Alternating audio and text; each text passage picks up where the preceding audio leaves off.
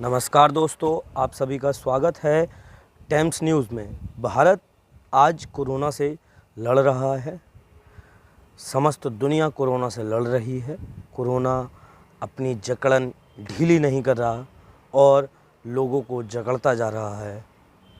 हज़ारों लोगों की ये जान ले चुका है। लाखों लोग अभी इससे संक्रमित हैं। मानो लगता है कि ये वैश्विक महामारी कुछ ज़्यादा बड़ा करके छोड़ेगी। लेकिन इस कोरोना वायरस के चलते एक ऐसी गहन मुद्दा है जिस पर अभी तक काफ़ी लोग बातें करने से कतरा रहे हैं। वो मुद्दा है बिलो पॉवर्टी लाइन। जी हाँ, इस कोरोना वायरस के चलते काफ़ी लोग बिलो पॉवर्टी लाइन चले जाएंगे। मज़दूरों पर, गरीबों पर, दिहाड़ी मज़दूरों पर, रोज़मर्रा का काम करने वालों पर काफ़ी बड़ा असर होगा। इससे अंदाज़ा लगाया जा सकता है कि तकरीबन 14 करोड़ भारत में मज़दूर रहते हैं जो कि बिलो पॉवर्टी लाइन हैं। अपनी जीवन यापन करने के लिए वो रोज़मर्रा का दिहाड़ी का काम करके अपना जीवन व्यतीत कर रहे हैं। लेकिन पिछले 2 महीने से निरंतर लॉकडाउन के कारण से वह कुछ भी कमाने में असफल हैं। इसी कारणवश वह अपना जीवन यापन करने में तकलीफ़ महसूस कर रहे हैं। हमको, सरकार को, प्रशासन को, सबको एकत्रित होकर यह जानना होगा, यदि यह लोग परेशान होकर 1000, 1200, 1500 किलोमीटर दूर पैदल चलकर अगर अपने घर चले जाते हैं तो यकीनन जब यह लॉकडाउन खुलेगा, जब वातावरण नॉर्मल होगा, तब यह लोग आपकी सहायता के लिए हाथ नहीं बढ़ाएंगे। इसलिए शासन को, प्रशासन को और फैक्ट्रियों में जो बड़े मालिक हैं उनको यह समझना होगा कि आप ही इन सब लोगों का सहयोग कर सकते हैं। आपके सहयोग के चलते ही यह अपने लोगों को, अपने परिवार को बचा सकते हैं और जब भविष्य में आपको इनकी आवश्यकता पड़ेगी तो यह लोग आपके लिए तत्पर खड़े रहेंगे, क्योंकि आपने परेशानी में इनका साथ दिया था। जी हाँ, उदाहरण के तौर पे समझ लेते हैं इस बात को। तकरीबन 6 से 7 लाख डेली वेजेस वाले मज़दूर जो कि मुंबई छोड़ने पे विवश हैं।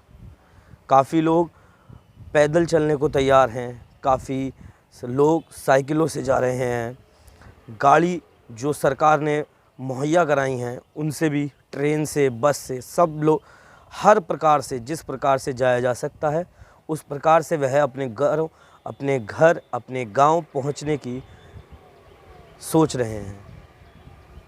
तो यदि शासन, प्रशासन अपने राज्य में ही इन सब लोगों को रोकने की सुविधा कर लेती तो यकीनन जब यह लॉकडाउन खुलता, जब सारी परिस्थितियां नॉर्मल होती तो यह लोग आपके ही काम बहुत जल्द आ सकते थे।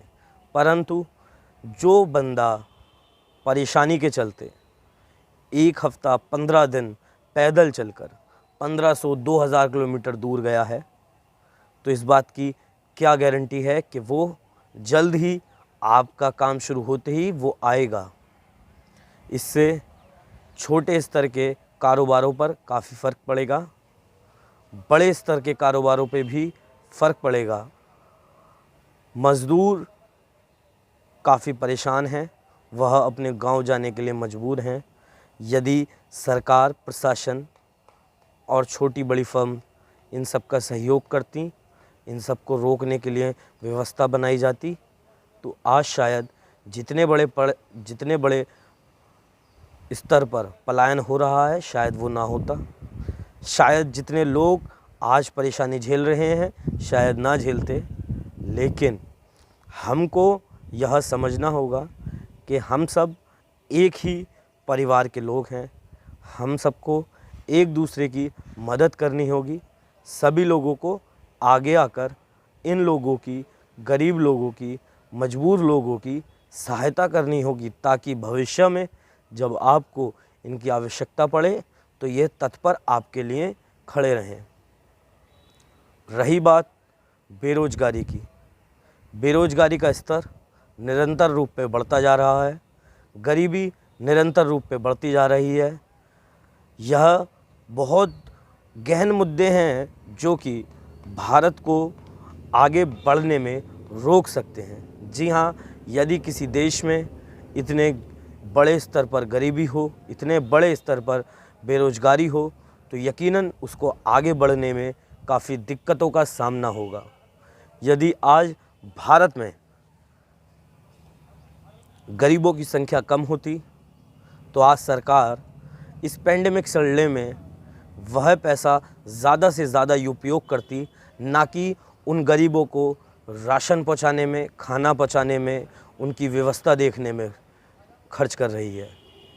अगर इन लोगों का जिम्मा हम निजी स्तर पर बड़े बड़े धन्ना सेठ उठा लेते, फैक्ट्री फर्म्स वाले इनकी जिम्मेदारी उठा लेते, तो शायद आज इतने बड़े स्तर पर नुकसान, पलायन ना होता।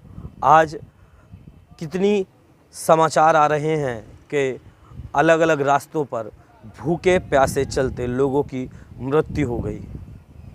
इसका जवाबदेही कौन होगा, किसके कारणवश ये मौत हुई, कोई नहीं जानता।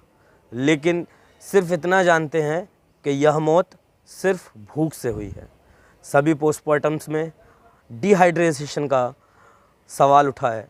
जी हाँ, डिहाइड्रेशन तभी होती है जब इंसान को खाने या पानी की कमी हो।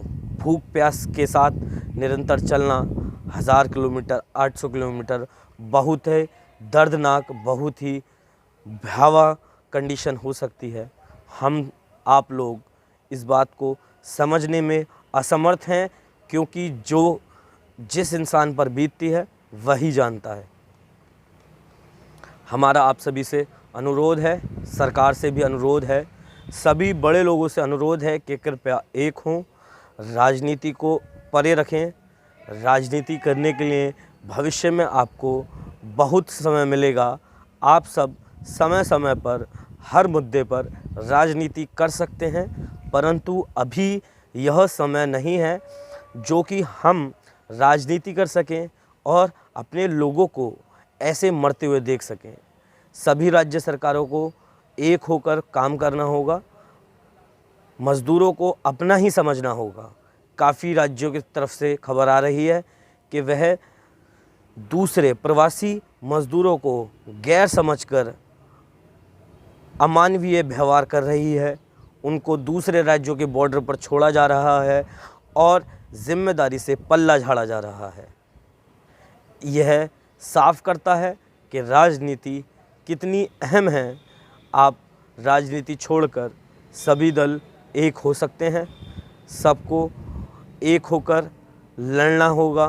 सब आसानी से इस वैश्विक महामारी से जीत सकते हैं। वैश्विक महामारी कोरोना वायरस इस साल के अंत तक, या यूँ कहें जब भी जाएगा, आपको एक होकर इस वैश्विक महामारी से लड़ना होगा। आपको यह समझना होगा कि यह वैश्विक महामारी काफ़ी बड़े स्तर पर हमारा नुकसान कर सकती है, हमें नुकसान पहुंचा सकती है, हमें जान और माल का दोनों का नुकसान हो सकता है। तो इन सब नुकसानों से बचने के लिए एकत्रित हों, अपने घर पर रहें, सुरक्षित रहें, लोगों की ज़्यादा से ज़्यादा स्तर पर सहायता करें और यह निश्चित करें कि जो राजनीतिकार हैं वह राजनीति करने से बचें। मैं एक छोटा सा सुझाव दे सकता हूँ, जिसको राजनीति करनी है वह अपने पास उन सभी पॉइंट्स के नोट्स बनाकर रख सकता है। जब हम इस वैश्विक महामारी से लड़ लेंगे, जब हम इस चक्रव्यूह से आज़ाद हो जाएंगे, तब वह लोग अपनी राजनीति सुचारू रूप से कर सकते हैं और उन सभी पॉइंट्स को, सभी बात को रख सकते हैं। मैं बार बार यही कह रहा हूँ हम सबको एक होने की आवश्यकता है और राजनीति छोड़ सबको एक होकर इस वैश्विक महामारी से लड़ने की आवश्यकता है।